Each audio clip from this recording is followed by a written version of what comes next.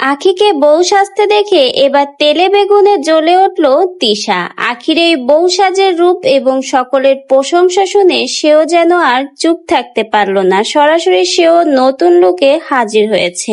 আখিকে টেক্কা দেওয়ার জন্য সেও নতুন সাজে খোলা চুলে সকলের সামনে নতুন ভিডিও পোস্ট করলো। আখির এই বধূ এবং পুতুল লুক যেন এবার তিশাকেই জ্বালিয়ে দিল।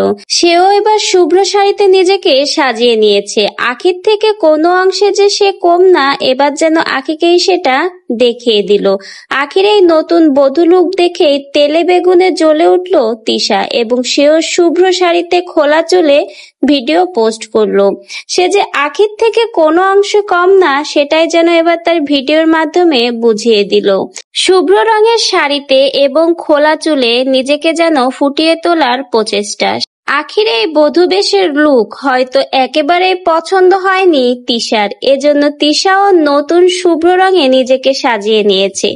একদিকে আখি যেমন লাল বেনারসিতে পুতুল বউ সাজে নিজেকে রাঙিয়ে তুলেছে, ঠিক অন্যদিকে তিশা তাকে শুভ্র রঙের সাদা শাড়িতে এবং খোলা চুলে নিজেকে ফুটিয়ে তোলার চেষ্টা করেছে। সে চেয়েছে কোনো অংশে আখির থেকে যেন তাকে কম না লাগে, কারণ কখনোই তিশা আখির নিচে থাকা পছন্দ করে না। সে সব সময় চায় আখির থেকে যেন সে উপরেই থাকে এবং আখির থেকে তাকে যেন বেশি ভালো লাগে। আখি যখন তাকে বধূ বেশে পুতুল রূপে সাজিয়ে তুলেছে, ঠিক তখনই তিশাও তাকে শুভ্র রঙের সাদা পরিতে সাজিয়ে তুলেছে। কেউ কারো থেকেই কম নয়, সকলেই যেন যার যার উপরে উঠতে চায়। তো ভিউয়ার্স, আপনাদের কাছে এদের দুজনের ভিতরে কার লুকটা বেশি ভালো লেগেছে?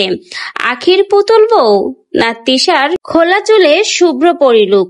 অবশ্যই আপনি আপনার মন্তব্য আমাদের কমেন্ট বক্সে জানিয়ে যেতে পারেন এবং নতুন ভিডিওর আপডেট পেতে চ্যানেলটিকে সাবস্ক্রাইব করে পাশে থেকে যাবেন। ধন্যবাদ।